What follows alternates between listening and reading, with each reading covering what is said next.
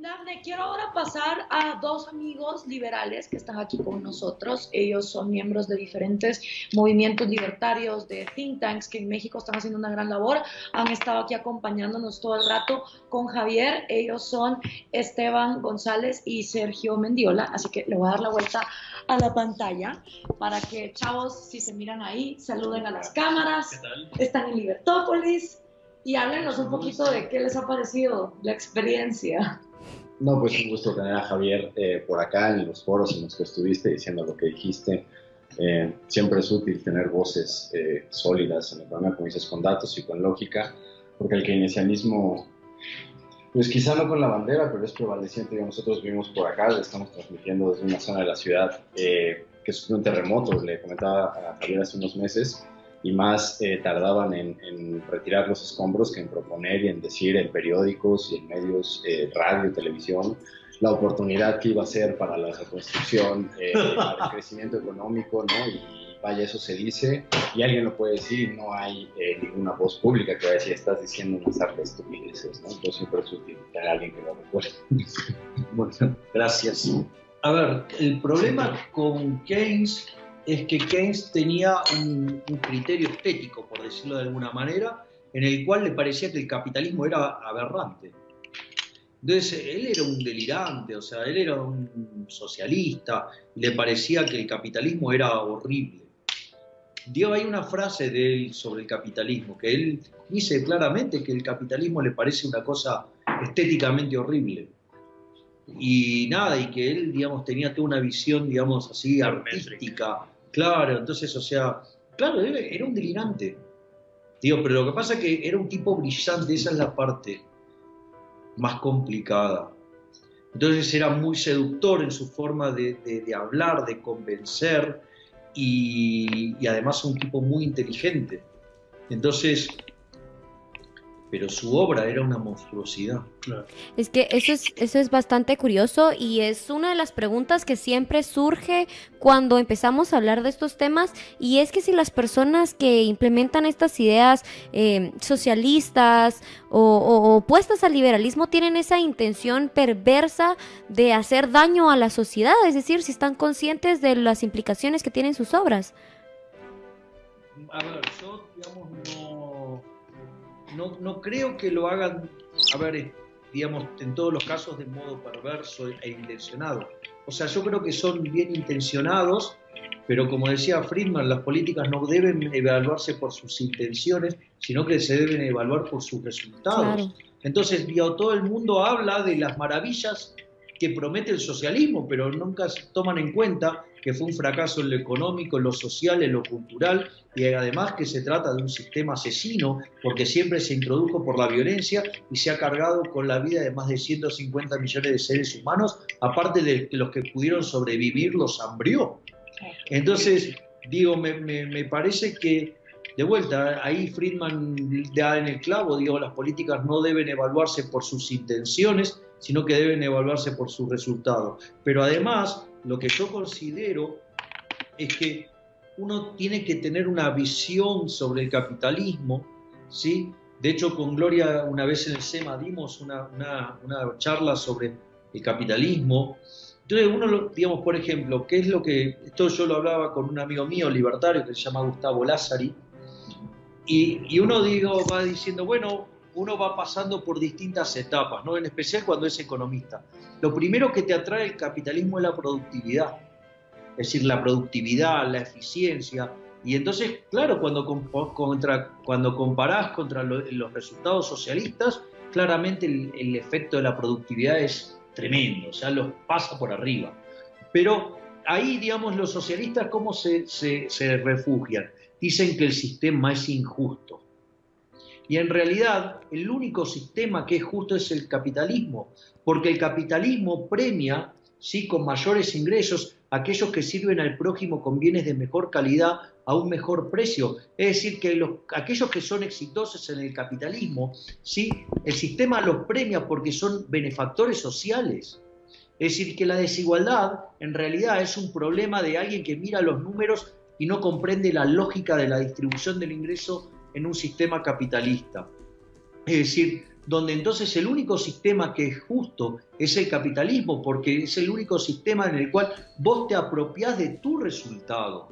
Y cuanto más sirvas al prójimo con bienes de mejor calidad, a mejor precio y más productivos sean, mejor te va a ir. Pero es porque vos sos un benefactor social, te va bien porque estás haciendo una obra maravillosa por un mundo mejor.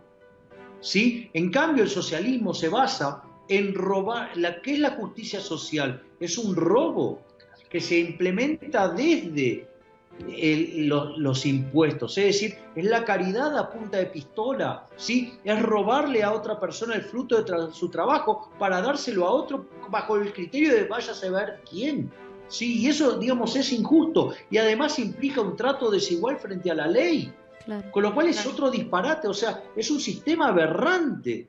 Y cualquiera de las soluciones intermedias, como dice Mises en su libro El mito de la tercera vía, son inestables. Cada vez que vos vayas por una solución intermedia, además tiende al socialismo por el tema de los fallos del gobierno.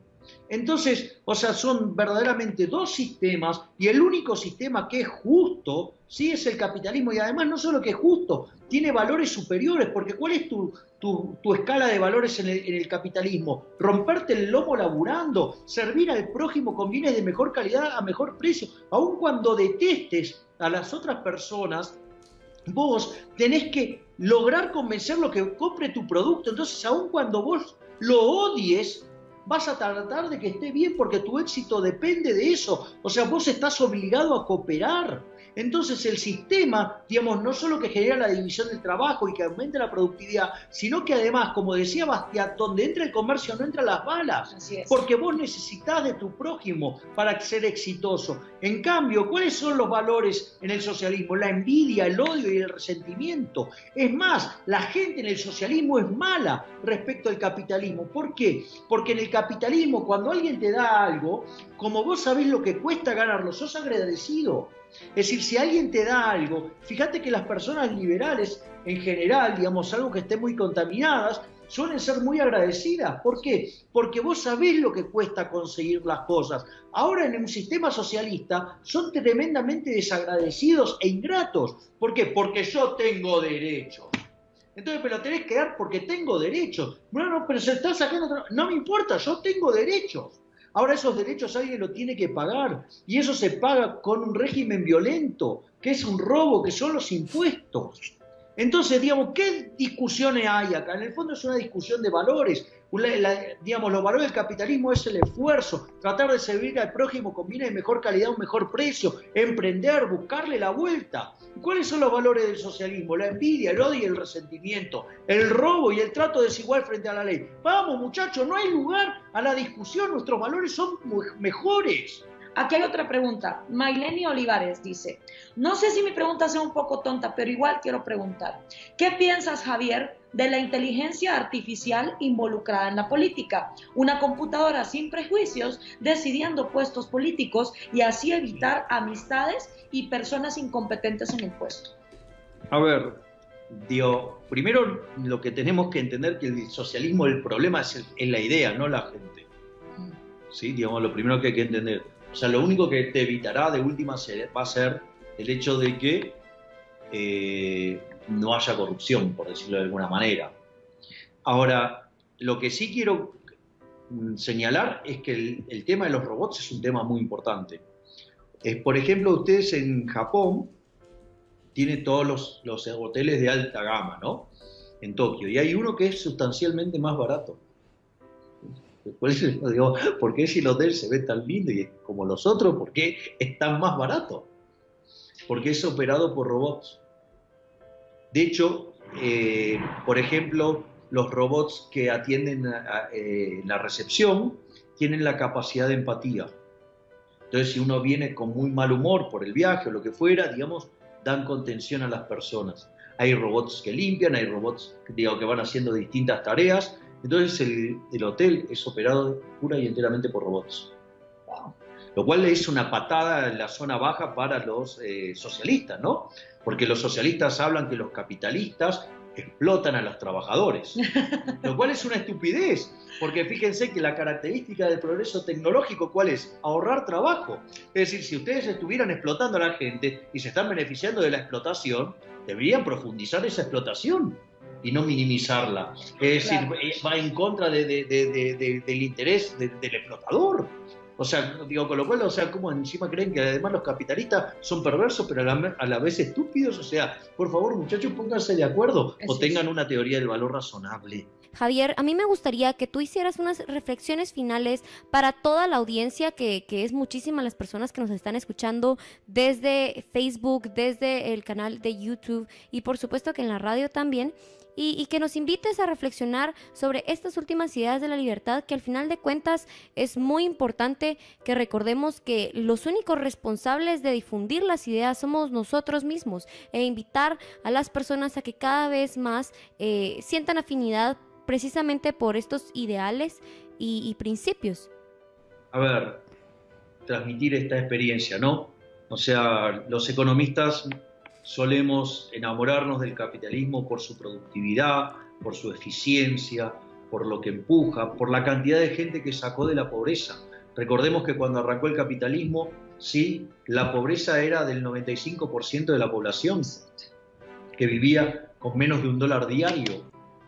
En los 200 y pico de años que lleva el capitalismo, digamos, la productividad per cápita se multiplicó por más de 10 veces en un contexto donde la población se multiplicó por 7, o sea, y eso se convirtió en un milagro que llevó que las personas que viven bajo las condiciones de extrema pobreza hoy es menos del 5%.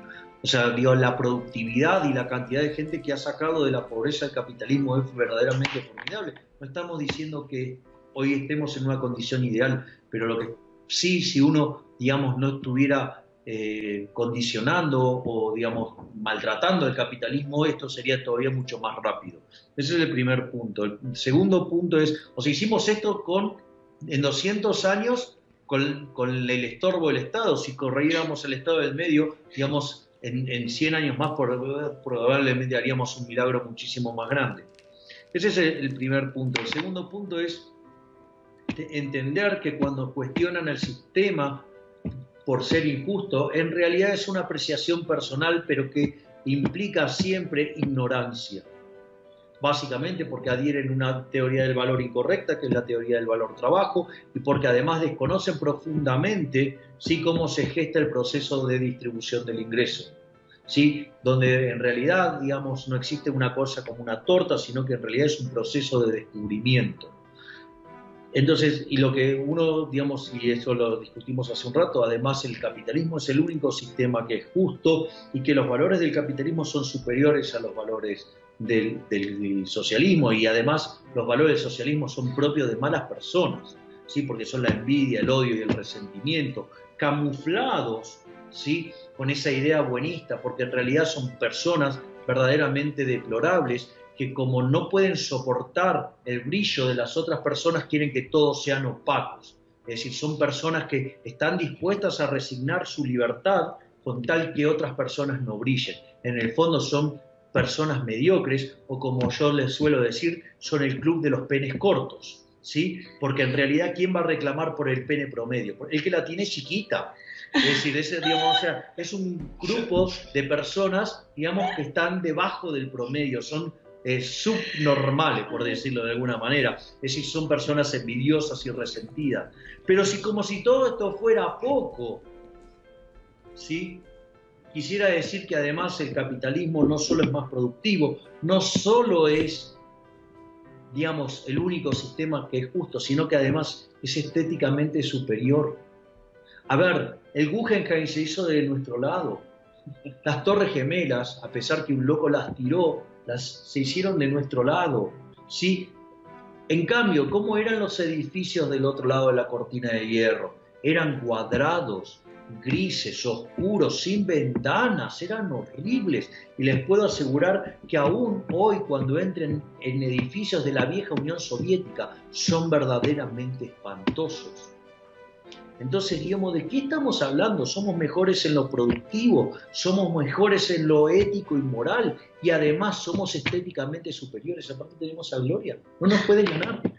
Ay, no. Es Gracias. decir, de hecho, Gloria es una fuente de inspiración. No, y también es verdad que hasta ahora que la gente está harta de los fracasos que han dado los gobiernos tradicionales, colectivistas en la derecha y colectivistas en la izquierda. Claro, Entonces ya nosotros que éramos los locos, ¿no? Ay, esos liberales y la gente que se burlaba de Mises y de Friedman y de Rand y todos los filósofos, ahora es una excelente oportunidad en el siglo XXI, porque como cuando ya todo lo estatista se probó y todo fracasó, la gente nos está empezando a escuchar y hay un montón de voces que están haciendo esa batalla de las ideas.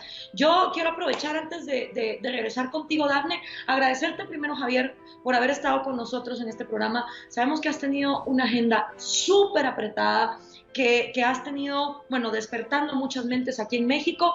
Gracias por haber estado con nosotros, Javier. Chicos, por habernos estado acompañando tras bambalinas y en bambalinas también. El agradecido soy yo. Qué bueno, porque Javier. usted es una fuente de inspiración. Gracias.